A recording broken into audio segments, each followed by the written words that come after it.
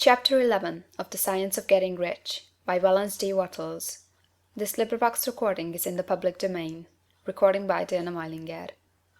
Chapter 11 Acting in a Certain Way. Thought is the creative power, or the impelling force which causes the creative power to act.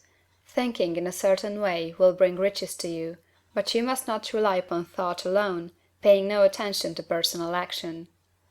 That is the rock upon which many otherwise scientific metaphysical thinkers meet shipwreck, the failure to connect thought with personal action. We have not yet reached the stage of development, even supposing such a stage to be possible, in which man can create directly from formless substance without nature's processes or the work of human hands. Man must not only think, but his personal action must supplement his thought. By thought, you can cause the gold in the hearts of the mountains to be impelled toward you, but it will not mine itself, refine itself, coin itself into double eagles, and come rolling along the roads seeking its way into your pocket. Under the impelling power of the Supreme Spirit, man's affairs will be so ordered that some one will be led to mine the gold for you. Other men's business transactions will be so directed that the gold will be brought toward you, and you must so arrange your own business affairs that you may be able to receive it when it comes to you. Your thought makes all things, animate and inanimate, work to bring you what you want, but your personal activity must be such that you can rightly receive what you want when it reaches you. You are not to take it as charity, nor to steal it. You must give every man more in use value than he gives you in cash value. The scientific use of thought consists in forming a clear and distinct mental image of what you want, in holding fast to the purpose to get what you want, and in realizing with grateful faith that you do get what you want. Do not try to project your thought in any mysterious or occult way, with the idea of having it go out and do things for you. That is wasted effort, and will weaken your power to think with sanity. The action of thought in getting rich is fully explained in the preceding chapters. Your faith and purpose positively impress your vision upon formless substance, which has the same desire for more life that you have, and this vision, received from you, sets all the creative forces at work in and through their regular channels of action, but directed toward you. It is not your part to guide or supervise the creative process. All you have to do with that is to retain your vision, stick to your purpose, and maintain your faith and gratitude. But you must act in a certain way, so that you can appropriate what is yours when it comes to you, so that you can meet the things you have in your picture, and put them in their proper places as they arrive. You can really see the truth of this. When things reach you, they will be in the hands of other men, who will ask an equivalent for them. And you can only get what is yours by giving the other man what is his.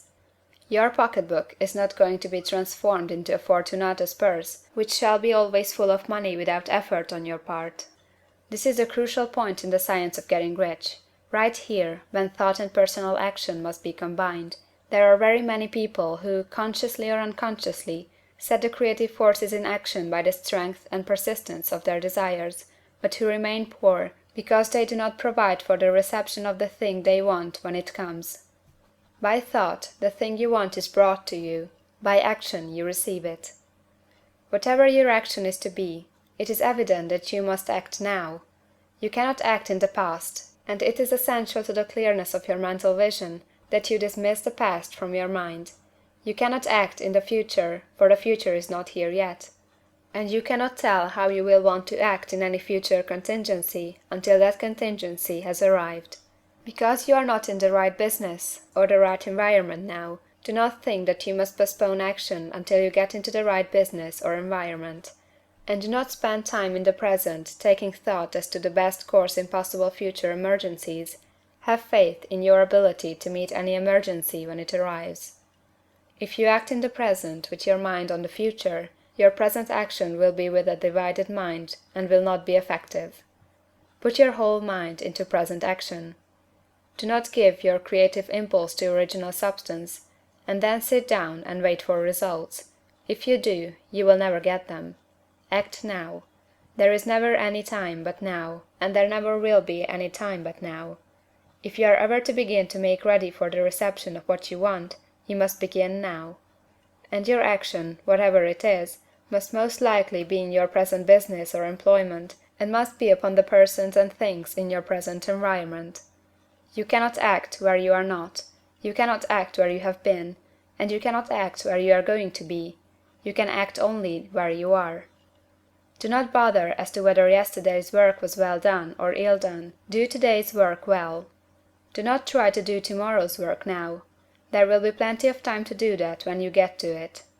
Do not try, by occult or mystical means, to act on people or things that are out of your reach. Do not wait for a change of environment before you act. Get a change of environment by action. You can so act upon the environment in which you are now as to cause yourself to be transferred to a better environment. Hold with faith and purpose the vision of yourself in the better environment, but act upon your present environment with all your heart, and with all your strength, and with all your mind. Do not spend any time in day dreaming or castle building. Hold to the one vision of what you want, and act now. Do not cast about seeking some new thing to do, or some strange, unusual, or remarkable action to perform as a first step toward getting rich. It is probable that your actions, at least for some time to come, will be those you have been performing for some time past. But you are to begin now to perform these actions in a certain way, which will surely make you rich. If you are engaged in some business, and feel that it is not the right one for you, do not wait until you get into the right business before you begin to act. Do not feel discouraged, or sit down and lament because you are misplaced. No man was ever so misplaced but that he could not find the right place, and no man ever became so involved in the wrong business but that he could get into the right business. Hold the vision of yourself in the right business, with the purpose to get into it, and the faith that you will get into it, and are getting into it. But act in your present business. Use your present business as the means of getting a better one, and use your present environment as the means of getting into a better one.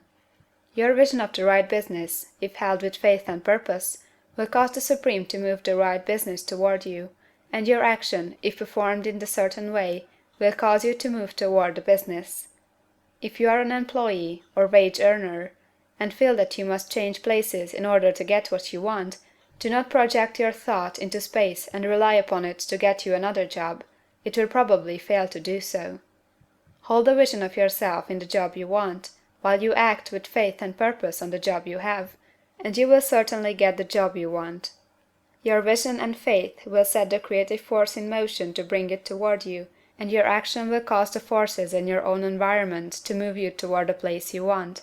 In closing this chapter, we will add another statement to our syllabus. There is a thinking stuff from which all things are made, and which, in its original state, permeates, penetrates, and fills the interspaces of the universe. A thought, in this substance, produces the thing that is imaged by the thought. Man can form things in his thought, and, by impressing his thought upon formless substance, can cause the thing he thinks about to be created. In order to do this, man must pass from the competitive to the creative mind.